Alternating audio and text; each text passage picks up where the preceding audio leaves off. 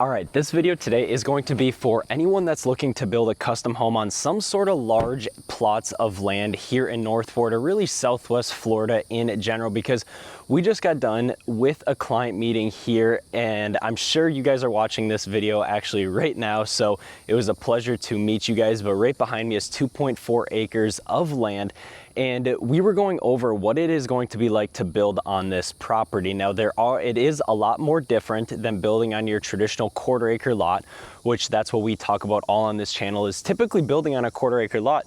And now that this client or your customer is looking to build on 2.4 acres, it gives us a heck of a lot more flexibility. So I figured that I'd create this video for you guys, because I know some of you guys are reaching out to me saying, hey, no, I'm looking to build on a half acre, maybe an acre and a half of land. But what is different than building on your traditional quarter acre? So we are going to be breaking that down today in this video. But before we get started, if you guys are looking to build a house on a piece of property like this one, or even on a quarter-acre lot, remember, we are custom home builders here in the North Fort Sarasota area. Along with me, I do have a residential real estate broker's license, so I can help you acquire these properties as well. So if you guys want more information on our dedicated VIP email list for all the new construction happening here in Sarasota, you can click the link down in the description down below. But right now, I'm going to be going over some of the major things to look at for this piece of land, as it is going to be very pertinent to anyone that's looking to build on a large piece of property. So as we walk this property right here, and I will throw up the drone footage as well, just to give you guys an idea of how large this property truly is and how unique of a property, because in North Florida, if you guys have been looking for land, you know that it is not very easy to find large plots of land like this, but it is going to take a little bit more detail in designing a fully custom home on this property, because there are so many options that are available to the client and to you if you are looking to build. So it's not like you're constricted to building on a quarter-acre lot like this one right behind me, where it's just basically a house. You have your septic and your well. This has a lot more flexibility, and what I mean by that is, yes, we have to look for electricity. Obviously, electricity is huge. Where is the nearest electrical lines, and how much is it going to cost for us to bring electricity to this property? And so that was obviously the first question that came up was, okay, where is the nearest electrical lines? But actually, the electrical lines are right behind us here, just on the other side of the road. So it's very easy to bring it from overhead and bring it across the road over here. And then the next question is, okay, so I was told that this property is going to be on city water. Now, this houses straight ahead of me are on well, but the houses back here may not be on well. I still have to check that. But this property is supposedly on city water. So we have to figure out, okay, is the city water line on this side of the road where the property is, or is it on the other side of the road? So we would have to bring the water across underneath the road, which that's going to add some costs into the property. But once again, these are all the small little details that you have to look into. Besides looking at the house placement, right? Obviously the house placement is key, but when we look at this property right behind me, right?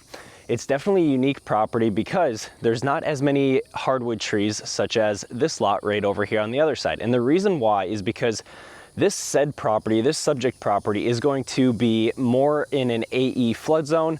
So that is, obviously, you would need flood insurance if you're looking to build a house with a mortgage. But if you're looking to build a house cash, you don't really have to worry about that. The biggest thing is, and I'll flip the camera really quick, is how high up the property is. So if we look at the house right across the street, we have that house, which is probably about 7 to 8 foot higher than the roadway. So we really have to take into account, okay, so if we're looking to build on said property right here, how high in elevation are we going to have to build? Because that's going to dictate how many loads of dirt we are going to be bringing into this property, because obviously we're not raising up the entire piece of land. We're only raising up that specific building pad, and then obviously the grading slope. That's where we are going to dictate how many loads of dirt we'll have to bring in. But the nice thing is that compared to this other lot across the street, this lot has hardly any trees.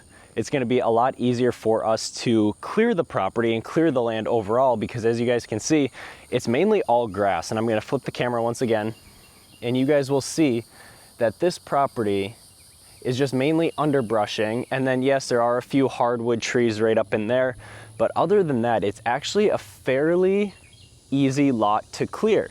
Now, obviously there's no electrical lines, anything like that over here. You see them, the power lines here, so we'll have to bring them overhead. But in the grand scheme of things, that's really not that big of an issue. Now it's going to come down to the designing of the house, right? So clients ask me, on these large plots of land, am I able to dictate where I can build the house, right? What direction can my house face and so forth. So when you're building on, say, this 2.5 acre piece of land or 2.4 acre piece of land, you have a lot more flexibility so that your house does not face exactly the street, because you can tuck the house back in this far back corner over here and have a wraparound driveway or even a U-shaped driveway if you're gonna have a pull-through garage. We're designing a house right now where that's exactly what we're doing, is we're having a U-shaped garage almost, to where the client can actually pull in on one side of the garage and then pull out the other side, so they do not have to back up. They can just pull in, pull out. That's on an 1.5 acre piece of land. But this right here is just, it's very similar actually to what we can do for them. And what I like about that is that we're not constricted to doing this right here, where your septic tank goes here, you have your house, which is about 2,000 square foot house, garage, and then your well in the back. But this is supposedly on city water, so we will be obviously connecting it to the city water lines. But anyways, so that is also another key thing, is obviously looking at, okay, what are we looking to build here? Because we're looking to build a single family house. Maybe that's a 2,000 square foot, 2,200, 2,500 square foot house. Are we looking to build a detached garage on it? What are we looking to do, right? Because that's going to play into account, where are we doing the environmental assessment on the property, right? And I was talking to the client today, is like, what are we going to be, where are you looking to build the house specifically on this 2.4 acres? Because we do not have to get an environmental assessment on the whole 2.4 acres, because that would be quite costly. I would say cut it off in half, right? So it's a little over 1 acre, 1.25 acres that we would actually get an environmental assessment on, of strictly where that house is going to be placed, or where the detached garage and the house is going to be placed. That way it saves a little bit of money, because I only care about what we are going to be building on, right? Obviously I want to know if there's gopher tortoises, scrub jays, any protected species, any registered wetlands. That's huge, especially since this is actually registered as an AE flood zone. We have to make sure there are no wetlands. So that is going to be the most pertinent information to this environmental assessment, is checking for any registered wetlands that are on the property. I see a lot of cabbage palms, which obviously means the soils are a little bit more wet than other properties where the soils would have hardwood trees, right? So that's another tall tale sign that your property is more in a wetland area, or I should say just the soils are a little bit more damp because it has cabbage palms versus hardwood trees or scrub oaks or whatever that may be. So that we do have to take into account that, but the environmental assessment obviously is going to be huge for that side of things.